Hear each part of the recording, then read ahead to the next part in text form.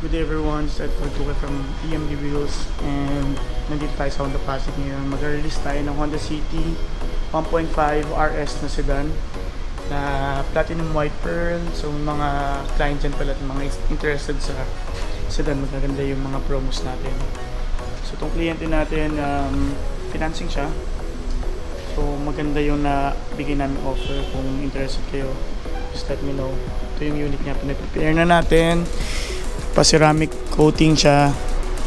Sobrang ganda ng yung kulay. Tapos tint na lang, nire-retouch na lang yung tint kasi kaka-tint lang niya kahapon ng hapon. So may mga konting inaayos lang. So yan na. So mamaya, natin to. Parating na yung kliyente. Nakapagpirma na sila. Time check. Mag 10:30 pa lang. So parating na yung kliyente. Yun, so wala naman siyang dinagdag. Yung lang, ceramic coating lang talaga yung inano ng client, dinagdag.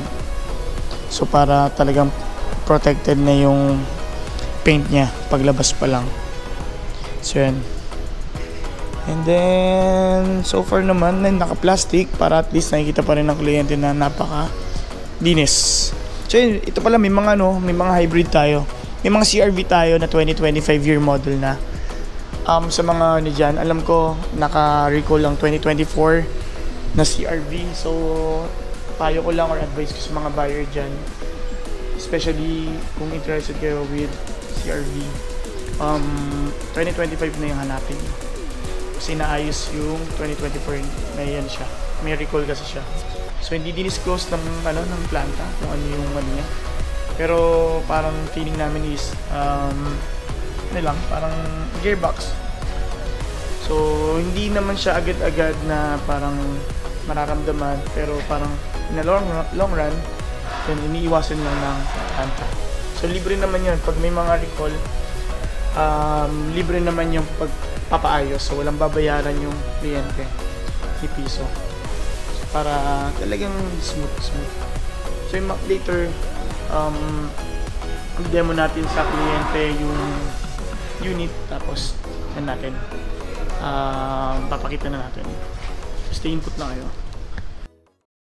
I don't ever slow up, no I don't take shit. I got no love for the fakeness. If you wanna play tough and wanna hate this, I'll always show up.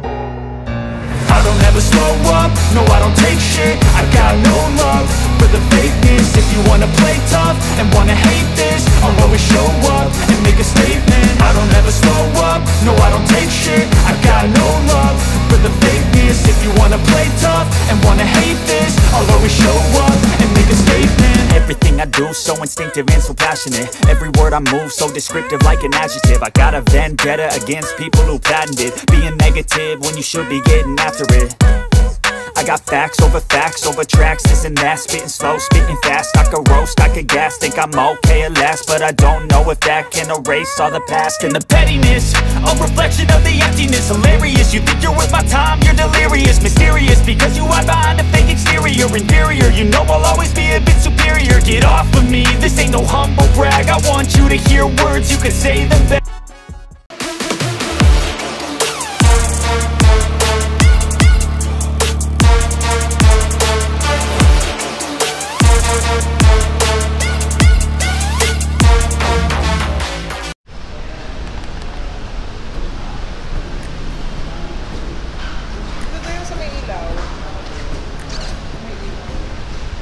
Okay naman po. Okay naman siya. Yung parang may rainbow po, ganyan po talaga siya. Sa plastic niya po talaga yan. Tsaka po talaga, masailan talaga yung black na kulay. Lalo pag piano ba? Oo, lalo na tong piano black na to. Kaya dapat naka-ceramic talaga siya. Kaya ayaw nila ng buff po yan, buo. Babuff nila yan ng buo na. Ito maganda yung pagkakatira Okay pagdating dito may parang Hindi pantay. Itong guhit na yan, parang yung foam nila na ginayan yan Tapos na-late na nilang siguro. Na-late nilang punasan. Parang wala si doon. Meron silang dito. 1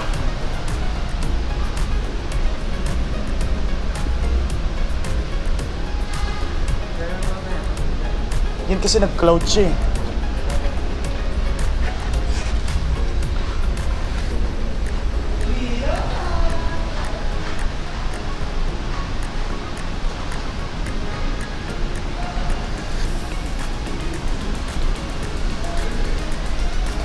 Kitang-kita kasi yung ano na yan. Ito yung ano talaga yung prone sa mga kaya ingat pagbulat sa mga ganito. Or yung mga ganito, sir, parang mga So, ito. Papunasan lang natin. baka sa harap meron. Ano yan eh, baka after nilang itint, tinint lang kasi yata kaninong umaga to yun, no? Paglapat nila dito, nilalapat nila sir yung tint dito sa labas bago nila ipasok. So ito para mang spray, natatanggal naman siya.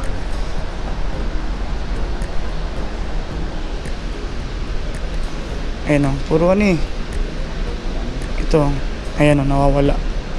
Para siyang watermarks na mga ganito sir, no? Ano naman siya. Tatanggal naman. Papunas na lang natin sir. Balikan ko lang yung documents ha. Sige. Para pasok na lang natin ulit ngayon doon sa ano. Paano natin sir? Paano natin lahat ng itim? Correct.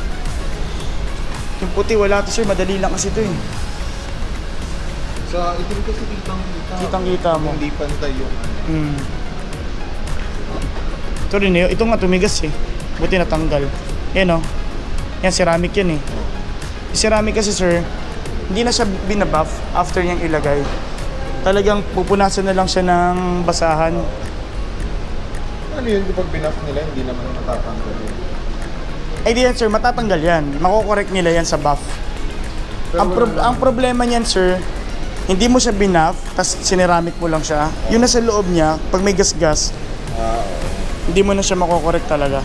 Kailangan mong pudpudin ulit yung ceramic bago mo makorek yung...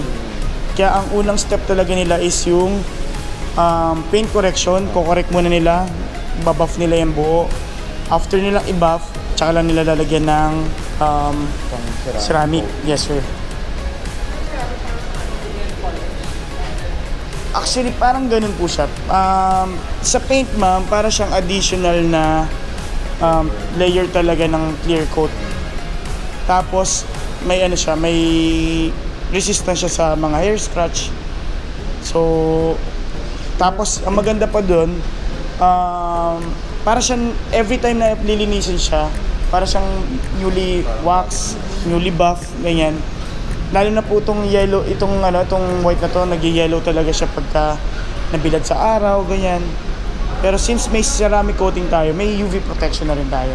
Tinanong ko nga kung may PPF ka, wala pa daw yung PPF. Walang PPF, sir. Actually, sir, may mga clients ako na nag-PPF na nasa around ano na yun, sir. Parang 90K. Ganito. Self-healing na rin siya. Pwede mo na rin siyang, sir, pag nagka-budget, at least okay na siya, di ba? Naka-ceramic, tapos talagyan mo na lang ng ganun. Pero kinokorek ulit nila yon. Kokorek nila ulit. Kasi para pag nilapat nila yung PPF, Parang mga siguro after na ng kasi di ba may warranty to, 3 years. Tapos Sir, merong re-application ng after 1 may 1 year, sir. May 1 year na re-application siya. Ganun lang naman, sir. Maganda lang talaga sa PPF. Yun nga, may self-healing. Kunwari, may batang may hawak na bato, ganyan. Hindi talaga. Hindi mo magagaskisan. Tapos pag binilad mo lang sa araw, yung parang may lamat doon, babalik lang din siya. Ang disadvantage na ng PPF, yung bawat kanto niya, ikakat niya kasi yun eh. So doon mag-i-start na parang may konting kalam. Hindi naman nakaangat, pero mapapansin niyo parang yung pag mga scotch tape po, di ba yung gilid, doon napapasukan ng mga dumi. So lahat ng mga kanto nila ganyan. Yung iba, yung ganito, pinapabaklas na yung ilaw kasi papasok sa loob. Pero yung mga ganito, sir, cut talaga yan. 3 kliyente ko na nagganon. Nasa 90,000 yung hatchback, sir. Pero feeling ko naman magkapareho lang sila.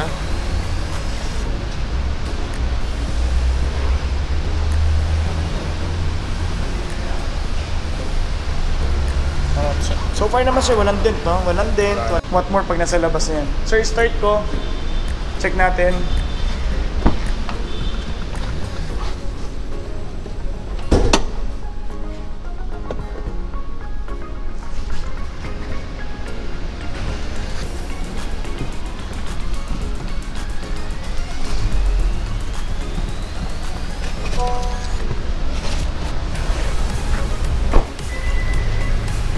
Sir, pag tumunog na gano'n, ibig sabihin, parang ano eh,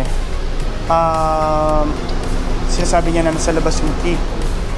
Tapos, kung ilalaki siya, hindi niya siya malalak pag naki-start. So, hindi siya safe pag may bibilin ka lang, ikaw lang mag-isa, hazard, kuwanan mo, kasi pwede mo drive yung sasakyan. So, paano na po?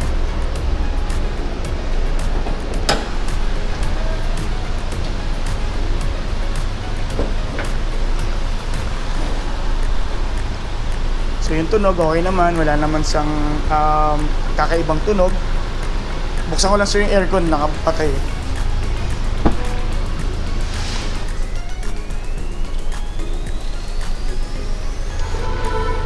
Ayan.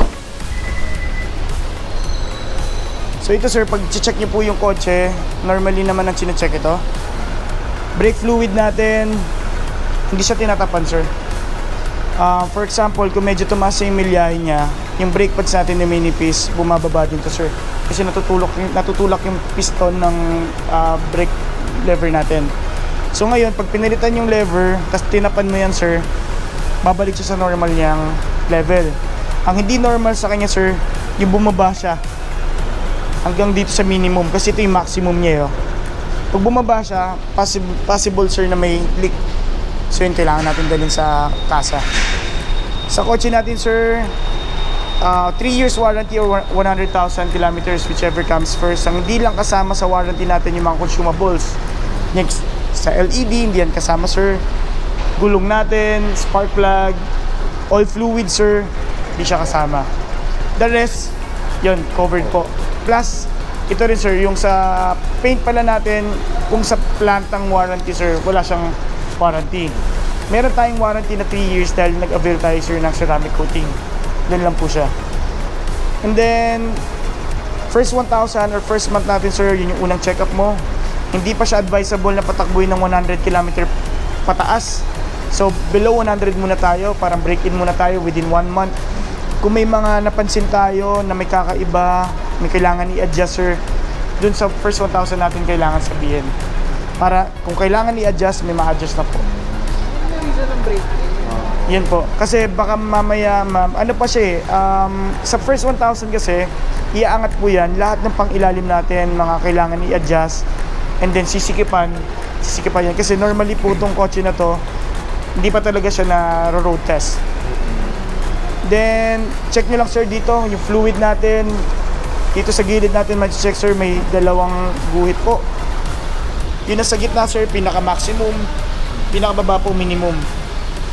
Dito po sa may tang na yan sir. So ngayon, almost maximum siya. Basta in between siya sir ng maximum, wag lang siya bumabas ng minimum. Dito naman po yung washer. Washer natin dito sa wipers. Tubig pa lang siya ngayon. May nabibili po mga fluids na pwede natin or solution. Meron din may mga tablet na dinedissolve dito sa mismong loob para mas malinis po yung sa wipers natin. Dito sir, pag-check ng ano natin, pag-check ng oil natin dito sir sa dipstick lang. And maganda pag overnight. Kinaumagahan, huwag mo nang i-start, check mo sir yung level. Tapos may mga iba nagtatanong bakit may talsek. Kasi normally po, yung dati, yung mga nandito yung dipstick, walang talsek. Pag may talsek, blow by na yon. Dito sir, meron yan tumatalsek. Kasi nandito na siya sa may cover na po eh. So yung mga tappets natin sir, na pumipitik, yan yung nagpapatalsik sa kanya. Usok lang sir ang dapat wala.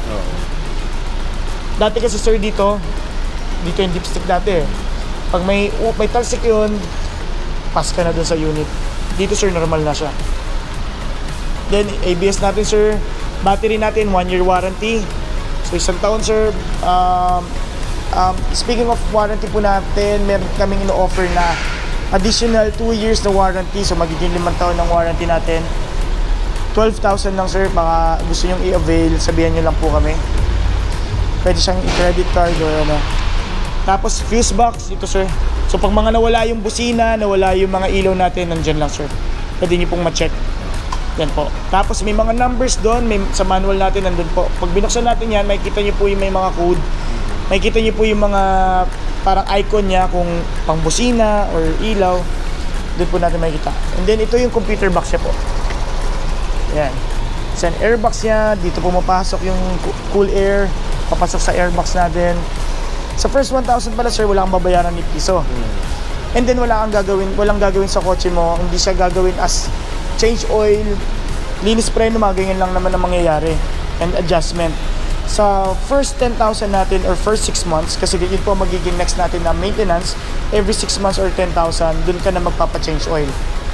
And then, hindi siya pare-pareho ng presyo. Kasi may mga schedules po yan. For example, ang first change oil mo, magre-range siya ng mga 7,000 or 8,000. Change oil, lahat ng pwedeng gagawin ng first 6 months, gagawin na po. Pagdating ng 1 year natin, magbabago na naman yan kasi may panibagong schedule yan. May change oil ka na, then papalitan yung mga cabin filter kasi nandyan na magkakaroon ng konting amoy yung aircon natin. So pag sinabi nilang back to zero na, ganyan, so doon na po mag-i-start magbabago. And then after, sabihin na natin mga pangatlong 10,000 or 30,000 yung iba na naman yon, and 20,000. Pinakamalaki ko nakikita sir, para mga 18,000. Depende na lang sir kung may mga sira talaga.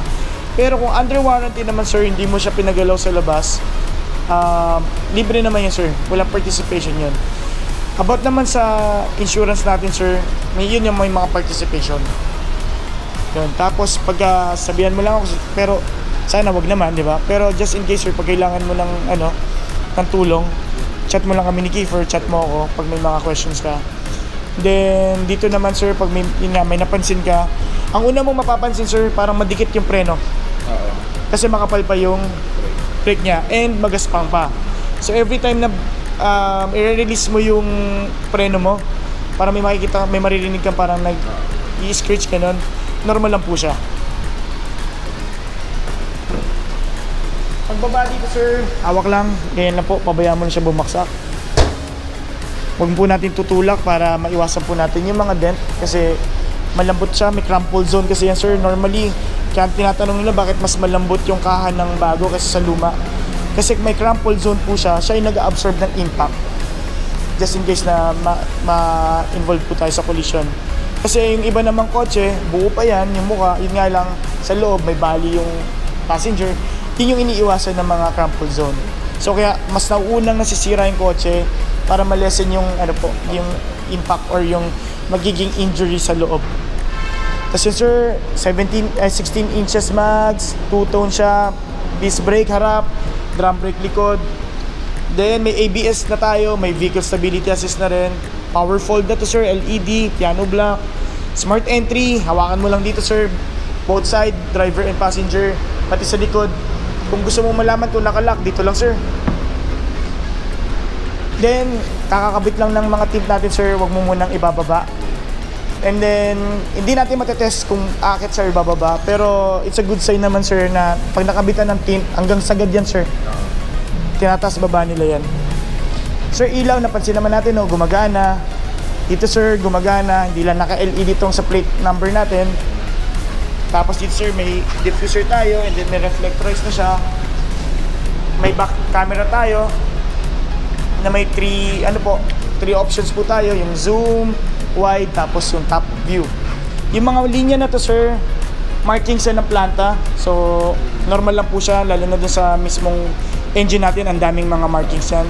Even sa mags natin sir, may makikita ang pentel pen na may check or may green na sign. Tools natin sir, space saver natin na tire, hindi siya yung kasing same size ito sir. Yan sir, sa donut tire natin, at least 80 km lang po. Bawal natin iangat yung taasan yung pag-drive po or yung speed natin. Gas tank sir, lagi nasa driver side lang po. Dito sa likod, May armrest tayo sir. May second row vent ng aircon. Tapos meron tayong dalawang socket ng ng cigarette lighter. Yung sa, hindi pa siya sir USB. Yung ano siya. Ano pa siya, parang sa cigarette lighter yun sir. Sir, tas explain ko na sa inyo yung loob. Doon ka muna sir sa kabila. Ma'am, pasok muna tayo. Sir, patapak lang ha, sa kotse mo ha. Sir, medyo bibilisan ko lang kasi sa planta, hindi pa namin napapakakargahan to. May additional ka lang na 10 liters gas. Sa ngayon, wala pa talaga, reserva lang to. Kaya medyo bibilisan lang natin. So dito sir, may tweeter tayo. Dito muna pala tayo sa taas. So black siya. Black lahat. Ito sir, tanggalin na rin pala to, no? Yan.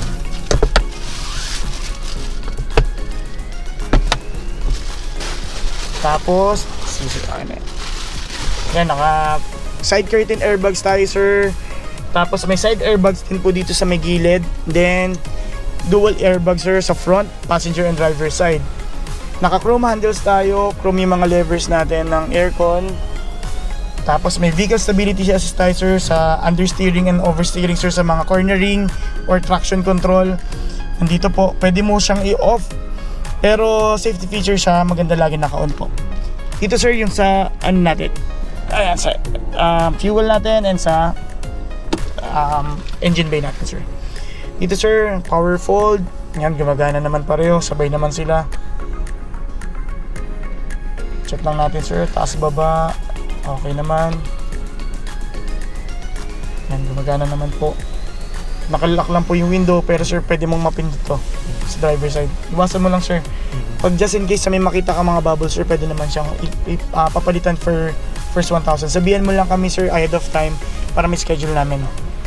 Tapos center lock. Yan. Pag hindi mo na lock sir, 15 km/h, mayroon tayong auto door lock. Magla-lock siya dito. Tapos dito sir, meron tayong auto. Since may Honda Sensing tayo, may auto headlight siya. So katulad ngayon sir, pag start ko pala, nag-on na siya dahil medyo madilim dito. Once na lumabas tayo dito sa kasa and tanghaling tapat naman, no, mag-off siya. So pag lights naka-off pala sir, check natin. Yan, may ilaw naman sir, nasa reflection. Sir. Yan. So kung ayaw mo naman yan sir, for example, gusto mo na naka-off, off mo lang sir, ganyan mo. Pero by default sir, every time na i-start mo siya, mag-on lang yung auto headlight lang po. Then dito sir, paddle shifter, S ka lang sir. Tapos nandito sir yung magiging indicator mo. Yan, M1, naka-manual po tayo.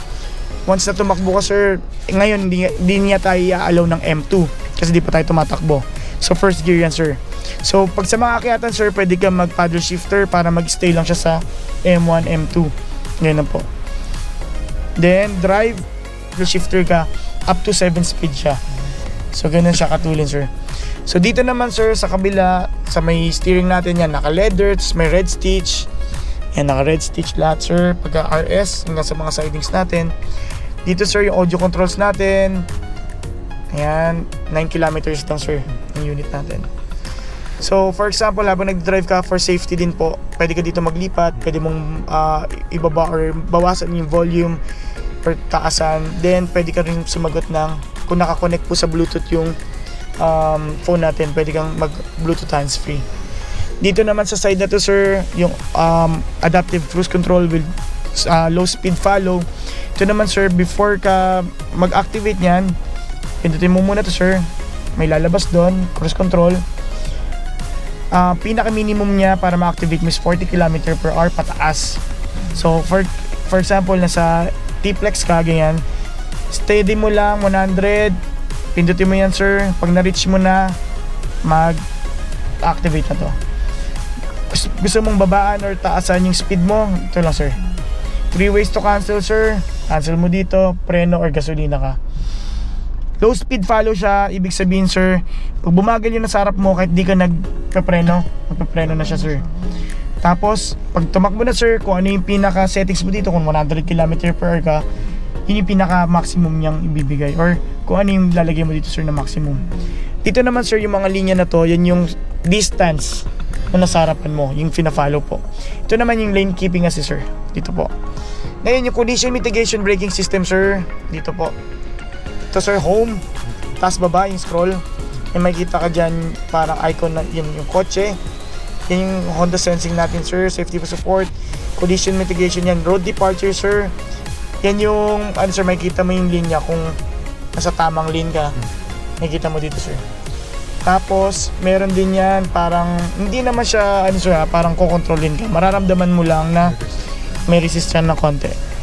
Ngayon para i-allow ka niya, side ano ka, mag signal light ka lang sir, kaliwa or kanan para mag-off siya.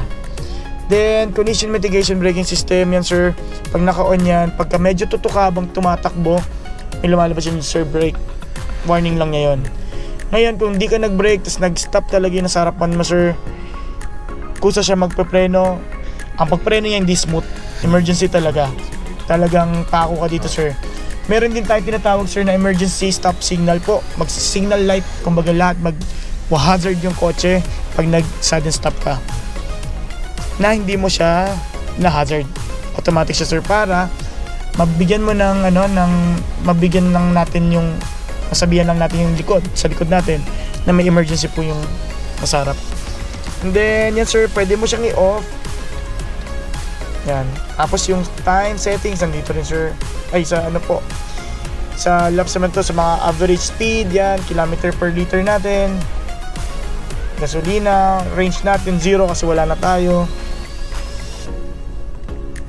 info, kaya may mga ganyan sir, ibig sabihin naka low ano ka. Ito sir, yung I na yan, hindi yan check engine ha, may sarili siyang check engine yan kasi sir, katulad yan may fuel low tayo, so lalabas talaga siya. Reverse camera natin, yan may tatlo tayo sir, wide, normal view and top view. Ito yung pinaka bumper natin sa likod. Park lang natin. Dito naman sir, may auto Android tayo and Apple CarPlay. Yan sir, pwede mo nang i-connect yung phone mo. Dapat naka-on si Siri sir ha. Hanapin mo lang sir si Honda.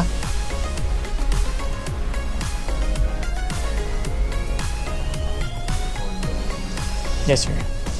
Sir, may lakad ba kayo ngayon? Kasi ilalapit muna natin yung ano. Yan sir. Pair mo lang po. Allow nyo lang sir. Yes. Sa Apple CarPlay sir, hindi siya, lahat ng applications sir nandito ah. So yung mga Google Map, yung Waze, Spotify, nandyan, Viber, kasi pwede kang mag-answer ng call sir. So yan, yung display natin, yung sa Spotify nyo.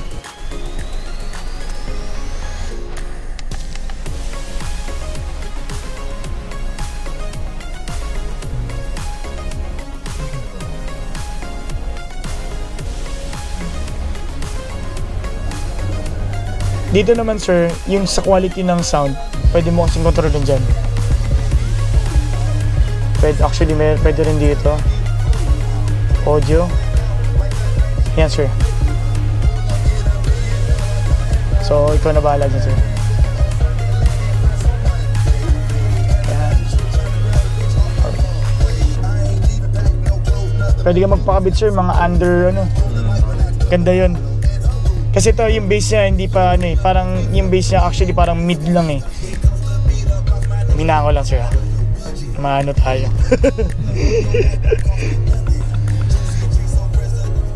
Ka-copyright. Yan sir. Tapos yan, minsan pag di siya gumana yung Apple CarPlay mo, si Siri mo lang may kasalanan, hindi siya naka-on, ganun lang naman. So dito sir, meron tayong tinatawag na remote engine start sir, no? So pag hindi mo na nagamit yon, may max cool lang, magma-max lang yan lahat. Dito sir, kaliwa kanan lang, gusto mo painitin or auto, climate. Front natin, yan. Bilisan ko lang sir. Tapos yung harap, baba. Yan, gumagana naman. Baba lang, and front. Yan, gumagana. Pero normally yan lang naman ginagamit. Then dito sir, yung sa air circulator natin, gusto mo maamoy yung labas, pero maganda naka-on lang yan lagi sir, para hindi dumudumi agad yung cabin filter natin. AC, pag gusto mong nagbagyo ka lang, malamig naman yung hangin, yan sir, para may fan ka lang sa loob. Fan controller natin, and on off sir ng aircon sir. Tapos dito may USB, Kung walang Apple CarPlay or auto Android yung cellphone, dito lang sir. Tapos dito natin ikakabit yung sa dashcam. Yung mga manual sir, nandun po yata. Yan. Tapos yan, okay naman po. Dito mami yung armrest. Yan. Tapos meron tayong cup holder. Tapos dito po yung sa aircon natin, dito lang naman ako close. Hindi siya, kung anong lamig sa harap, yun din pong harap sa likod. Tapos hinahati lang niya yung hangin. So pagka pansinin po natin, pag in-off natin dito, lalakas na sa harap. Nahati lang po niya para at least maabot yung likod. Dito naman ikon button natin sir, kinokontrol niya yung makina, yung takbo mo, pati aircon natin. Pag yan nakatodo, pag inon mo yan sir, maghihina siya.